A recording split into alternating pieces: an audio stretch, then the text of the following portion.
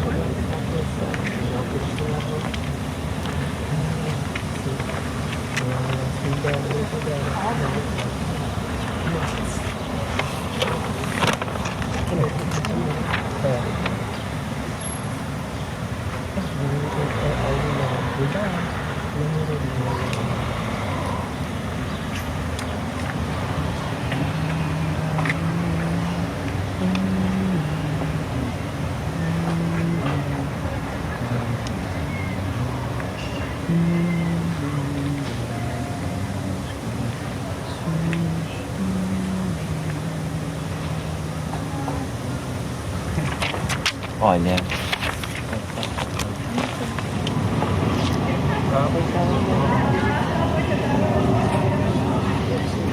Citroen birazcık tahmin bu.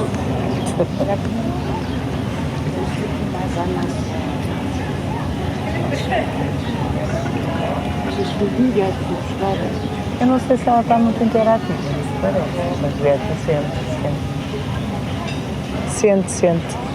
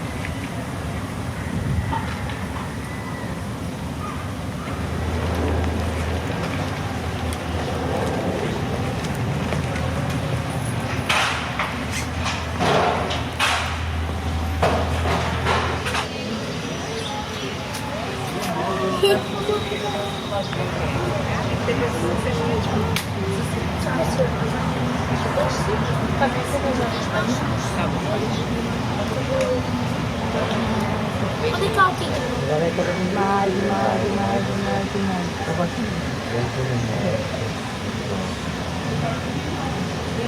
Vai saber que eles estão a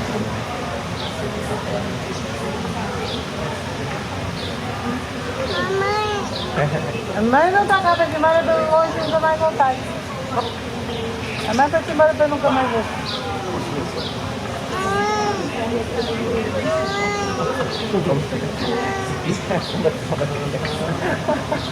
Nunca mais volta. Não faz nada. Noutra vida vai ser outra também.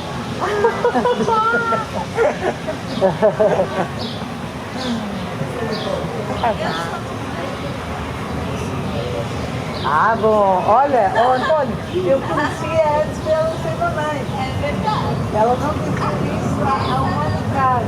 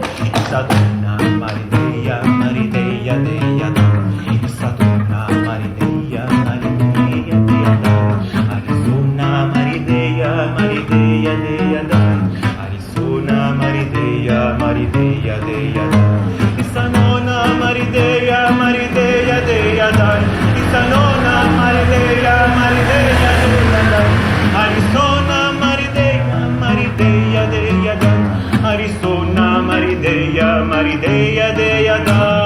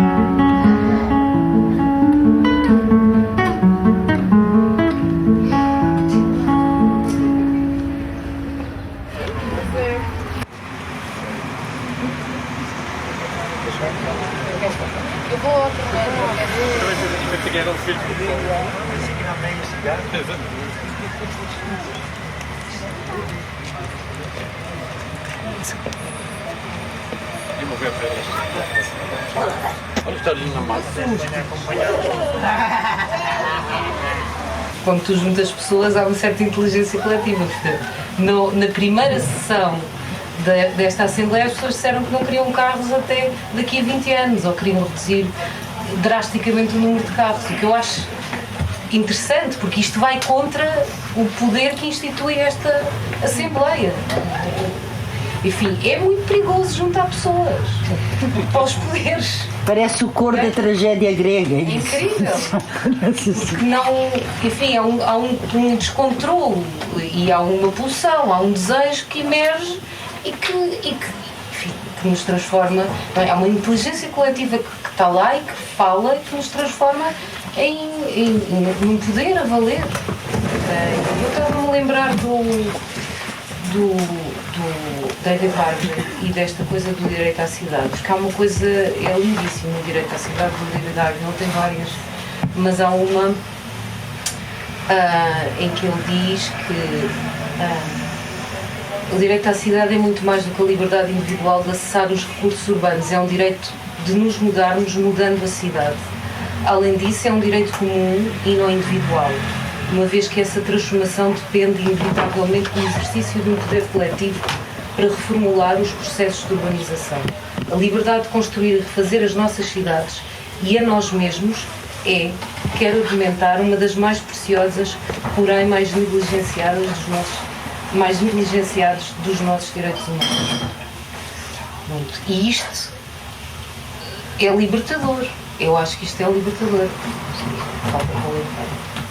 Mas deixa-me dizer que estamos aqui a falar que a questão da cultura cívica, de participação, é um caminho para a cidade do sonho, para uma outra cidade possível, alternativa.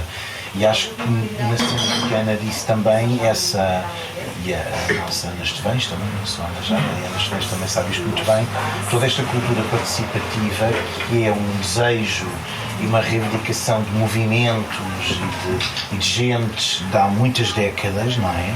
E que se calhar tem a sua raiz mais de 68 e em movimentos por um urbanismo mais crítico e tal, neste momento está completamente cooptado por um planeamento tecnocrático, não é? Naquilo que tem de hegemónico e de total funcionalista e sistémico e perigosamente totalizador, que coapta este movimento de participação, que é um desejo inerente às massas e às pessoas e a tudo, não é? E, portanto, com o objetivo precisamente de garantir manipulação, legitimando de certa forma a sua própria intervenção. Portanto, deixa-me lá ouvir as pessoas, não é? A sua participação, para depois selecionar muito bem aquilo que eu quero selecionar e que interessa à minha visão de cidade, como governador de cidade, excluindo o que não interessa. Portanto, cuidado também com as metodologias de participação. Também, ao mesmo tempo, acho que há uma apropriação do discurso, não é? Quando essa coisa da participação e do coletivo, que à partida estaria desviada de determinadas ideologias, começa a aparecer, não é? E é apropriado. Claro que o convite vem de cima e são escolhidas as pessoas, não sabemos como, mas há a ideia de se formar esse coletivo, não é? E de haver conversa e discussão. Depois não sabemos o que é que se faz com as ideias das pessoas. Eu acho que essa pergunta também devia ser feita, não é? Como é que as pessoas são escolhidas e para que é que serve isso, não é? A maior parte das vezes sabemos que não serve para grande coisa, a participação pública. Mas eu acho que a pergunta para o poder é pronto, e neste caso para o poder que utiliza este discurso está disposto a perder poder para fazer o que Mas eu também acho que essa coisa da participação... Não tem perdido. Não, faz tudo para não perder. Para não tem perdido, acho. Ou seja, a dúvida que eu tenho é essa, né? Em que medida é que uma prática, um gesto, um procedimento, etc., que se estabelece e que se define como participação, se nós concluímos à partida, e parece muito bem que essas são práticas sempre apropriadas pelo poder, medida é que isso não é justamente a demonstração da sua fraqueza.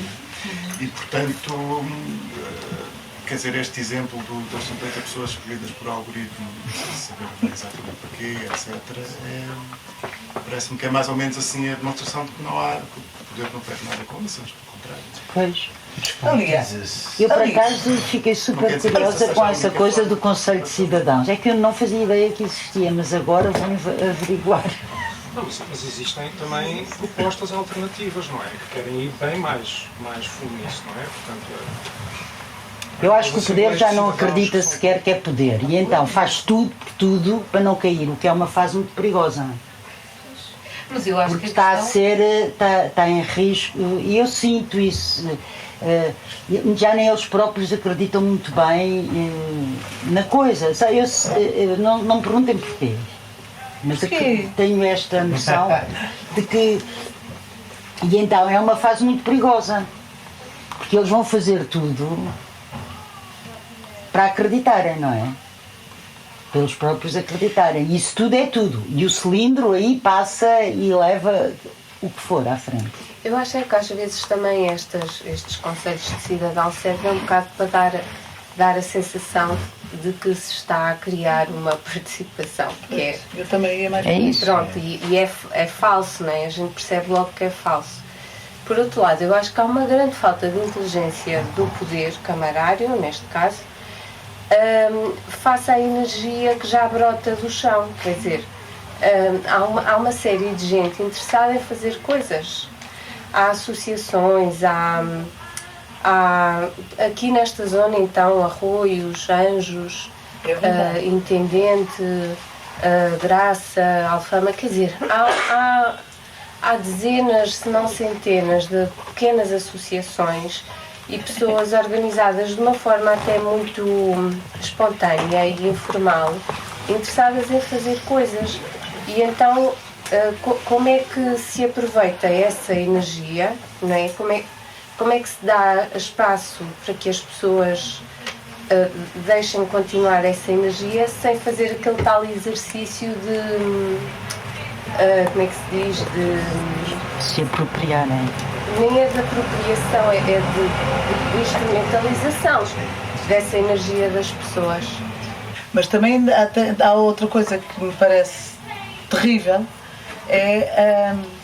as pessoas julgam que estão a fazer escolhas e são completamente lideradas na direção de determinadas escolhas que já estão feitas à partida.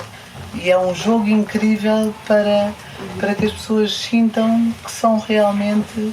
No fundo vai um bocadinho ao encontro do que tu dizias, que a democracia participativa se calhar não é lá muito participativa na realidade. Mas mesmo os processos criativos, parece-me que muitas vezes já vão manipulando aquilo que gostariam que a pessoa ou que o lugar trouxesse para embelezar o tal projeto. Comenta-se muito, no outro dia estava a comentar isto, comenta-se que o capitalismo como contra-revolução, eu acho que o capitalismo é a verdadeira revolução. Se tu analisas, isso está escrito nos textos de Marx, se tu vires como o capitalismo domina enquanto sistema e pensamento dominante todas as esferas da vida, desde a relação com a natureza, à ideologia, à forma de pensar, mentalidades, subjetividades, a relação com os objetos, a relação contigo próprio, portanto, domina tudo. E ele faz isso como? Precisamente com um processo de erosão. Ele vai erudindo o tradicionalismo, vai erudindo os valores, vai erudindo as éticas, quer dizer, ele tem uma ética própria, uma razão própria, um racional próprio, mas ele vai erudindo de uma forma muito inteligente e nada monolítica, muito profusa, muito porosa, as estruturas que lhe podem fazer frente. E acho que isso é uma coisa, e isso tem que ver com aquilo que a gente estava aqui a discutir, com a questão da participação, porque não há nada mais inteligente, né? Costuma-se dizer que o diabo ganha ou que vence porque nos convence que não existe. Eu acho que o capitalismo ganha porque convence-nos que não existe, não é? No sentido em que se ele está, se as estruturas políticas de capitalismo te estão a ouvir, te estão a dar a oportunidade de participares, de intervires, de questionares, mas depois efetivamente não mobiliza essa energia, esses valores, esses desejos que tu, esses inputs que tu estás a dar para a melhoria da condição de vida e do viver, o que tu tens é um poder que de uma forma muito subreptícia coopta e faz aproveitamento dessa participação, dessa bondade institucional, numa certa democracia participativa, não é? Para fazer valer os seus interesses. Também agarrando no que a Susana disse das organizações de base, etc, que estão aqui, pronto, e a grande questão, porque é que se cria novos mecanismos de participação quando a cidade é inteligente ao ponto de se organizar e produzir pensamento e participação, enfim, rodos, não é? Porque basta montar qualquer coisa, participação sobre o Almirante Reis. Não sabemos ainda o que é que foi feito disso, foi escrito alguma coisa e eu não sei. Mas na verdade ocorreram muitas organizações e houve muita gente a participar. O que eu acho que é interessante na ideia da erosão, também acho que pode ser perverso, que a ideia da erosão é como se fôssemos, enfim, sem, cada um com a sua vontade, cada um com o seu desejo, cada um com o seu espectro, e na verdade o que eu acho e temo que possa não estar é exata a desmobilização e o desmembramento das estruturas coletivas. Eu acho que são uma forma de luta, não é? Quer dizer, talvez elas estejam agora aqui num plano, não sei, se calhar um bocadinho do século XIX. O movimento associativo foi importantíssimo. O que eu sinto e o que eu acho é que, por exemplo, nesta cidade já há quase estruturas coletivas mais porosas. Então há também um caminho, não é, que estas estruturas coletivas estão a fazer, de uma certa porosidade, de uma certa, enfim, absorção e, não sei, parecem muito mais difusas e, não sei, gosto da palavra blurred, porque acho que é uma palavra que não tem limites, lá está. E que são extremamente poderosas exatamente por isso, não é? São muito underground, são muito e firmes, não é? Na luta de certas questões e vão abarcando e vão adensando e vão se produzindo com isso também, não é? E essa é uma força carregada de potencial contra a estrutura que nos governa, que nos invade o subconsciente, não é? Que é inconsciente quase, não é?